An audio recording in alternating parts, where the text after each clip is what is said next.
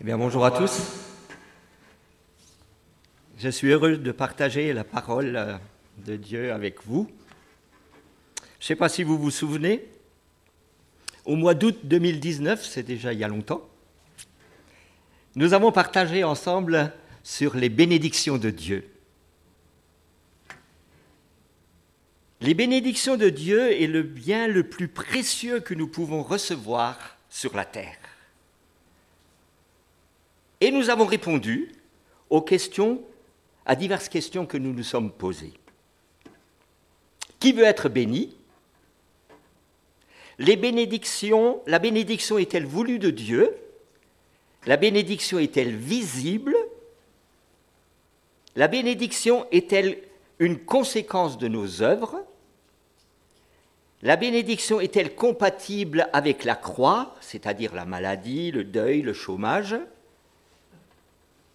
Et enfin, nous avons terminé par les obstacles qui peuvent empêcher la bénédiction. Nous en avons cité 5, mais il y en a peut-être plus. Je les rappelle, la désobéissance et l'idolâtrie, l'alliance rompue, les talents enterrés, la négligence de la dîme et le refus de pardonner. Et en conclusion, nous avons dit que la bénédiction nous est donnée, mais à nous de la conserver. Pourquoi ce rappel ? Parce qu'en préparant la prédication sur la bénédiction, j'ai souvent pensé, et c'est souvent revenu, le sujet des récompenses. Et cette prédication sur les récompenses que nous allons voir aujourd'hui va se faire un peu sur le même schéma. Voyons ensemble quelques définitions.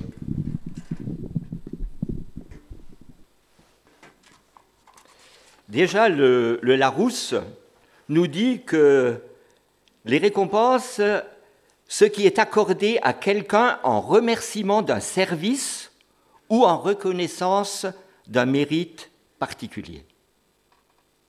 Et encore, c'est un avantage ou une sanction qui résulte d'une action ou d'un comportement.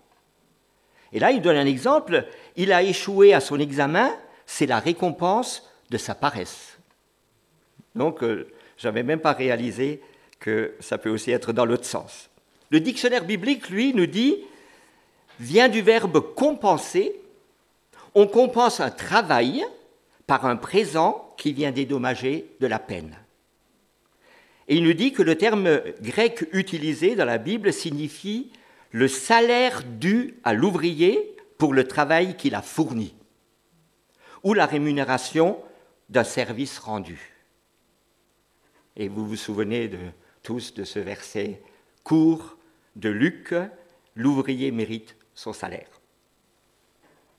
J'ai aussi cherché des citations, et je vais vous en donner 3, au sujet de la récompense. La première, elle est de Stéphane Jean. Je ne connais pas, je ne sais pas si c'est un écrivain ou un philosophe, je n'ai pas pu trouver sa profession. Il dit ceci, « La récompense, c'est d'être comblé de tout après avoir accepté de tout perdre. » Ah, ça m'a interpellé. Être comblé de tout après avoir accepté de tout perdre. On voit qu'il y a quelque chose là. Et saint Augustin a dit, la récompense de Dieu, c'est Dieu lui-même. Demandez autre chose si vous trouvez quelque chose de mieux. C'est pas mal aussi. Et puis, il cite la Bible. Matthieu 10, 42. Et quiconque donnera seulement un verre d'eau froide à l'un de ses petits parce qu'il est mon disciple, je vous le dis en vérité, il ne perdra pas sa récompense. Verset que vous connaissez tous. Alors pourquoi parler de récompense ? Parce que notre service dans l'œuvre du Seigneur est une grâce que Dieu veut valoriser et honorer. Parce qu'il y a des frères et des sœurs qui ont toujours besoin d'être récompensés lorsqu'ils font un service dans l'Église. Parce que j'ai déjà rencontré des chrétiens qui doutent d'un bonheur céleste. Parce qu'il y a aussi souvent confusion entre bénédiction et récompense. Et enfin, parce que les récompenses font partie intégrante de notre espérance éternelle. Et avant d'aller plus loin, il y a 3 choses qu'il ne faut pas confondre, que je voudrais voir avec vous.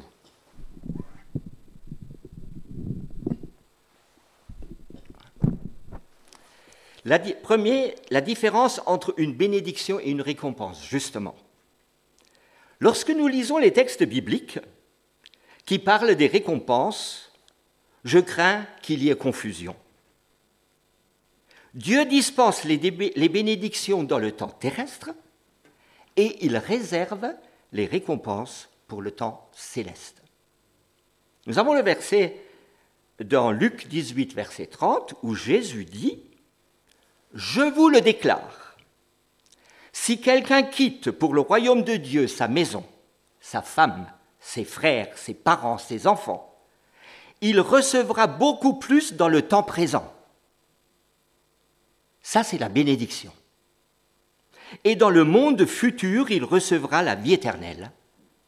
Et ça, c'est la récompense. Deuxième point qu'il ne faut pas confondre, la différence entre le salut et la récompense. Dans le Nouveau Testament, Dieu offre aux perdus le salut. Et il offre aux rachetés, donc ceux qui acceptent ce salut, la récompense de leur service fidèle. Voici ce qui distingue les deux. Le salut est toujours décrit comme un don gratuit, alors que la récompense s'acquiert par les œuvres. 2 versets pour appuyer cela. Pour le salut gratuit, Éphésiens 2, 8 et 9, Paul nous dit, en effet, c'est par la grâce que vous êtes sauvés, par le moyen de la foi. Cela ne vient pas de vous, c'est un don de Dieu. Ce n'est pas par les œuvres, afin que personne ne se glorifie. Et pour la récompense, Apocalypse 22, 12, « Oui, dit Jésus, je viendrai promptement, j'apporterai avec moi mes récompenses, chacun recevra ce qu'il aura mérité par son travail. » Deuxième chose, le salut est déjà accordé dans le temps présent, alors que la récompense sera décernée après l'enlèvement de l'Église. 2 versets aussi. Pour le premier, Jean 6, 47, « Oui, je vous le déclare, c'est la vérité, celui qui croit possède la vie éternelle. » Il n'est pas dit « possédera », il la possède. Nous ne sommes pas sauvés dans l'avenir, mais dès que nous acceptons Jésus comme notre Sauveur. Et la récompense décernée à l'enlèvement de l'Église, c'est dans Timothée, Paul nous dit, « Et maintenant le prix de la victoire m'attend. C'est la juste récompense que le Seigneur, le juste juge, va me donner le jour du jugement. Il me la donnera à moi, mais il la donnera aussi à tous ceux qui attendent avec amour le moment où il paraîtra. » Et la troisième chose qu'il ne faut pas confondre, c'est le salaire et la récompense. Les frères et les sœurs qui travaillent à plein temps pour l'œuvre de Dieu, les pasteurs, les missionnaires et autres, reçoivent un salaire. C'est leur dû. Ce n'est pas une récompense. Nous pourrions éventuellement conclure que leur récompense commence au-delà des 35 heures par semaine. Mais ce n'est pas marqué dans la Bible, c'est moi qui le suppose. Le salaire trouve son explication dans ce petit verset. L'ouvrier mérite son salaire. Et la récompense trouve son explication dans cette phrase de Jésus, déjà citée précédemment. Si quelqu'un donne à boire un verre d'eau fraîche à l'un de ses petits, il aura sûrement sa récompense. Alors que dit la Bible encore, puisque j'ai cité un petit peu des versets pour étayer ce qu'il ne faut pas confondre. Dans l'Ancien Testament, Dieu récompense les hommes qui accomplissent sa volonté. Et nous le voyons dès la Genèse, au chapitre 15, verset 1, Dieu promet à Abraham une récompense. Il lui dit, n'aie pas peur, Abraham, je suis ton protecteur et je te donnerai une grande récompense. Dans les psaumes 19, verset 12, nous lisons « Grande est la récompense de ceux qui observent les ordonnances de l'Éternel. » Et encore dans les psaumes 58, 12, « Oui, il y a une récompense pour le juste. » Permettez-moi de vous donner un petit extrait d'un commentaire biblique. Je le cite, « Nous pouvons ainsi parcourir tout l'Ancien Testament et découvrir que ce n'est pas l'idée de la grâce qui prime, puisque nous sommes encore au salut par les œuvres, et le salaire du péché, c'est la mort. Ce coup d'œil sur la première partie de la Bible nous montre que l'idée de rétribution est née tout naturellement de la conception du Dieu juste, du Dieu juge de l'Ancien Testament. Je rendrai à chacun selon ses œuvres, et l'expression qui résume la doctrine du salut de l'Ancien Testament. Fin de citation. Mais Dieu aime son peuple. Et le psaume 103 nous le révèle comme un Dieu miséricordieux, lent à la colère et riche en bonté. Ce qu'il souhaite, c'est de pouvoir pardonner. Jérémie 31, 34. En effet, je pardonnerai leurs fautes et je ne me souviendrai plus de leurs péchés. Et Ézéchiel 18, 32, en effet, je ne prends pas plaisir à voir mourir quelqu'un, déclare le Seigneur l'Éternel. Changez donc d'attitude et vivez. Ces nombreux passages de l'Ancien Testament, et bien d'autres encore, sont presque unanimes pour limiter les rétributions divines à l'horizon terrestre. Alors que dans le Nouveau Testament, c'est la grâce qui arrive. Et ça change tout. Dès le sermon sur la montagne apparaît l'idée d'une récompense spirituelle. À ceux qui auront persévéré malgré les persécutions. Jésus dit « Heureux serez-vous quand les hommes vous haïront, vous rejetteront, vous insulteront à cause de moi. Quand cela arrivera, réjouissez-vous, car une magnifique récompense vous attend dans le ciel. » De même plus tard, quand l'apôtre Pierre dit à Jésus « Maître, nous avons tout quitté pour te suivre, que pouvons-nous attendre ?» Jésus déclare que la récompense de ses fidèles sera la vie éternelle, que nous avons déjà lu tout à l'heure. Si quelqu'un quitte son père, sa mère, recevra dans ce temps-ci et dans le monde futur la vie éternelle. Mais cette récompense ne doit pas être un mérite que l'on cherche à acquérir comme une obsession. N'oublions pas que la récompense est un don offert à celui qui agit avec désintéressement. Matthieu 25, verset 40. Et le roi leur répondra, « Toutes les fois que vous avez fait cela à l'un de ces petits de mes frères, c'est à moi que vous l'avez fait. » Dans les Épîtres, Paul utilise une formule où il oppose au salaire gagné par le péché le don gratuit de Dieu. Romains 6, 23. Le salaire du péché, c'est la mort. Mais le don gratuit de Dieu, c'est la vie éternelle par Jésus-Christ, notre Seigneur. L'Apocalypse présente la couronne de vie comme la rétribution, au chapitre 2, verset 10. Et au chapitre 3, verset 5, il nous révèle « Ceux qui auront remporté la victoire porteront ainsi des vêtements blancs. Je n'effacerai point leur nom du livre de vie. Je reconnaîtrai devant mon Père et devant ses anges qu'ils sont à moi. » Nous pourrions encore rallonger la liste des textes qui nous parlent des récompenses, puisque récompense et le verbe récompenser se trouvent au moins 31 fois dans la Bible, suivant les versions, et rétribution et rétribuer, qui est un synonyme, 19 fois, donc cela fait au moins 50 fois, 50 références à récompense ou récompenser. Alors j'espère que tous nous aspirons à des récompenses célestes.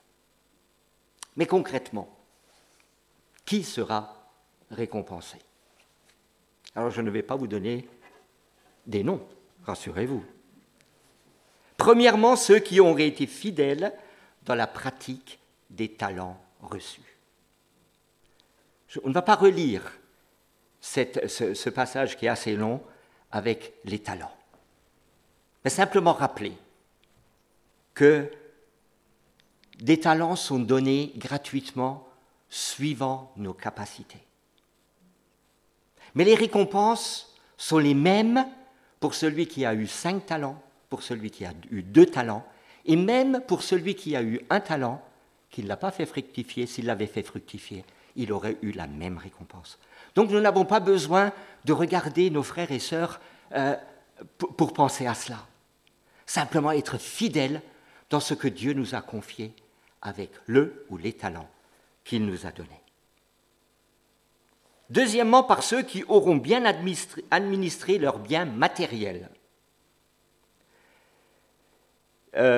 Matthieu 6, 20, il nous dit « Ne vous amassez pas des trésors sur la terre, mais amassez-vous des trésors dans le ciel. » Donc Dieu a un regard sur ce que nous faisons avec nos biens matériels. Troisièmement, par ceux qui auront exercé l'hospitalité. Matthieu 10, celui qui accueille un prophète de Dieu recevra une récompense de prophète. Et celui qui accueille un homme fidèle recevra la récompense accordée à un fidèle. Quatrièmement, par ceux qui auront pris soin des malades et des persécutés. Matthieu 25, 35, 36, « Car j'ai eu faim et vous m'avez donné à manger. J'ai eu soif et vous m'avez donné à boire. J'étais étranger et vous m'avez accueilli chez vous. J'étais nu et vous m'avez habillé. J'étais malade et vous avez pris soin de moi. J'étais en prison et vous êtes venus me voir. » Voilà tous des textes qui nous encouragent à faire attention et à être attentifs. Cinquièmement, une grande récompense est réservée aux persécutés. Nous l'avons déjà lu, ce verset-là. Et un dernier, mais nous pouvons encore en trouver beaucoup, c'est les martyrs, ceux qui auront payé le prix le plus fort. Portes ouvertes nous rappellent. Mais je voudrais vous lire le verset de Apocalypse 6, 9 et 11. « Je vis sous l'autel les âmes de ceux qui avaient été exécutés pour leur fidèle service à la parole de Dieu et le témoignage qu'il lui avait rendu. On donna à chacun d'eux une robe blanche et on leur demanda de patienter encore un peu de temps. »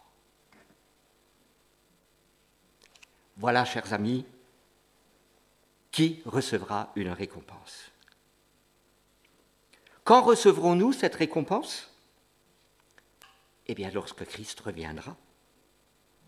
Apocalypse 11, 18, le moment du jugement des morts est arrivé, le moment où tu vas récompenser tes serviteurs, les prophètes, et tous ceux qui t'appartiennent, grands et petits. Les récompenses sont encore une couronne ou un trophée. Sois fidèle jusqu'à la mort et je te donnerai la couronne de vie. Et les récompenses donnent droit à s'asseoir avec Christ sur son trône. Apocalypse 3, 21. À ceux qui auront remporté la victoire, j'accorderai le droit de siéger avec moi sur mon trône. Et comme pour les bénédictions, j'ai aussi cherché ce qui pouvait empêcher de recevoir des récompenses. Le premier cas, nous avons vu que les récompenses sont liées à un service. Ce qui veut dire que Dieu attend de chaque racheté d'être un acteur. Avec quels moyens? Nous l'avons aussi déjà cité, les talents que chacun a reçus, gratuitement. Mais si ces talents, nous les utilisons uniquement pour notre usage personnel, notre confort, notre gain personnel, il n'y a rien à récompenser, vous êtes d'accord avec moi? Ce n'est pas interdit de les utiliser. Si j'ai un don que je peux utiliser chez moi à la maison, dans mon travail et à l'église, eh bien merci Seigneur. Mais si je l'utilise que au travail et chez moi, il y a un problème. N'oublions pas que aux deux premiers serviteurs a été dit, bon et fidèle serviteur, viens te réjouir avec moi. Et celui qui n'a rien fait, il a été dit mauvais serviteur, paresseux. Deuxième cas, Paul nous invite à prendre garde à la manière dont nous bâtissons sur les fondements de Christ. 1 Corinthiens 3, 12 et 15, où il nous donne des pistes pour bâtir. Il nous dit que nous devons bâtir avec de l'or, de l'argent, des pierres précieuses, des matériaux nobles. Mais qu'est-ce que cela veut dire pour nous aujourd'hui? Est-ce que cela veut dire que nous sommes invités à travailler, à servir avec zèle, amour, sérénité, paix, sans murmurer, sans perdre patience, avec indulgence?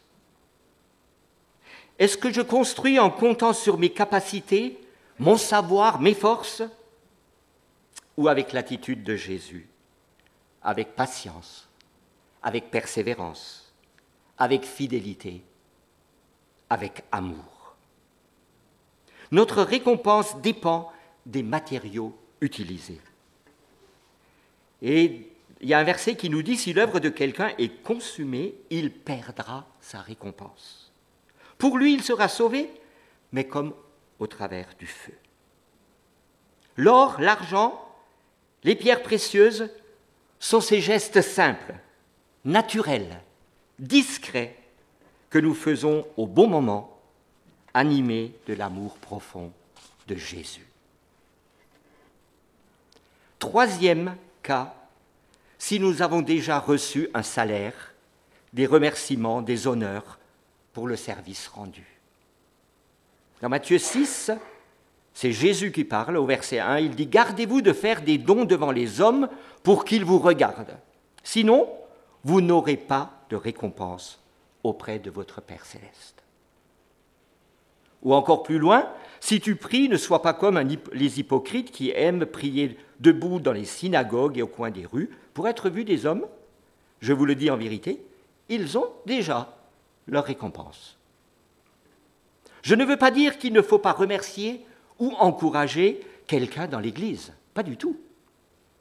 Mais si personnellement, dans mon cœur, j'ai toujours ce besoin d'être remercié, valorisé, honoré lorsque je sers le Seigneur, attention, ce serait dommage d'avoir reçu les récompenses déjà ici-bas.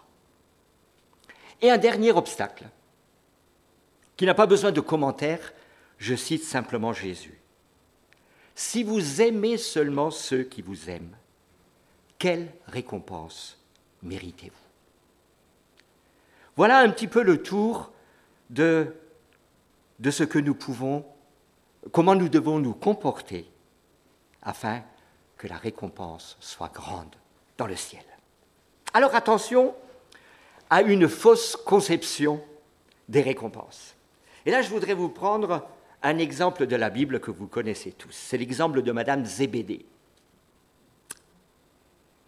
Qu'est-ce qui a dû se passer dans la tête de Madame Zébédée pour qu'elle ose, devant les autres disciples, emmener ces deux gaillards devant Jésus et dire ceci à Jésus? Lisons le texte, parce que c'est important. Alors la femme de Zébédée s'approcha de Jésus avec ses 2 fils. Elle s'inclina devant Jésus pour lui demander une faveur. « Que désires-tu » lui dit Jésus. Elle lui répondit, « Promets-moi que mes 2 fils que voici siégeront l'un à ta droite et l'autre à ta gauche quand tu seras roi. » J'ai pensé à cette femme, elle a dû faire des répétitions à la maison pour que ça marche. Et on la voit bien, orientaux, faire des courbettes pour avoir la bonne réponse. Mais vous savez, chers amis, cette maman avait bien compris qu'il y avait des récompenses à obtenir. Ses fils font partie des premiers à avoir laissé leur travail pour suivre Jésus. Son mari Zébédée a perdu ses 2 contremaîtres. Et à cette époque, il n'y avait pas de Bruno Le Maire pour verser des compensations. Leur business n'était plus si florissant et le chiffre d'affaires a probablement baissé. Moralité, ses fils ne peuvent qu'être ministres de Jésus dans son royaume. Et voici la réponse de Jésus. Ce n'est pas à moi de décider qui siégera à ma droite ou à ma gauche. Ces places, ce sont ceux pour qui mon Père les a préparés. Donc pas de spéculation, pas de récompense avec des faveurs. Notre Dieu est juste. Mais que Madame Zébédée se rassure, parce que d'après la Bible, ses fils auront la joie d'entendre « Entre, bon et fidèle serviteur, dans la joie de ton maître ». Parce qu'ils ont suivi Jésus jusqu'au bout, parce que Jacques est mort en martyr, et Jean a été exilé à cause de sa foi sur l'île de Patmos, où il a écrit le dernier livre de la Bible, l'Apocalypse. Alors pour conclure, chers amis, je voudrais vous laisser ces versets justement écrits par Jean, le fils de Zébédée. Jean 14, versets 1 à 3. « Ne soyez pas inquiets, leur dit Jésus.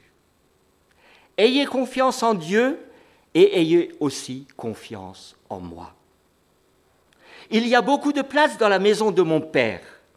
Sinon, vous aurais-je dit que j'allais vous préparer un lieu où vous serez? Et après être allé vous préparer une place, je reviendrai. Et je vous prendrai auprès de moi, afin que vous soyez vous aussi là où je suis. » Après avoir exhorté ses disciples, Jésus les rassure, puisque dans la maison de son Père où il va, il y a une place réservée pour eux. Plusieurs demeures où l'on respire la paix, l'amour et la communion avec le Père. Impossible d'exprimer avec plus de simplicité, d'assurance et de bonheur l'idée de ce royaume éternel de Dieu, où habitent des milliers d'anges, mais aussi des milliers de pécheurs pardonnés et sauvés. Et vous savez quoi? Il y a encore de la place. Pour vous, pour moi. Chers frères, chères sœurs, nous sommes tous appelés à servir. Servir notre Dieu avec zèle et dans un amour désintéressé. Et réjouissons-nous de ce qui nous attend dans la maison du Père. Courage, car dans cette maison, il essuiera toute larme de vos yeux.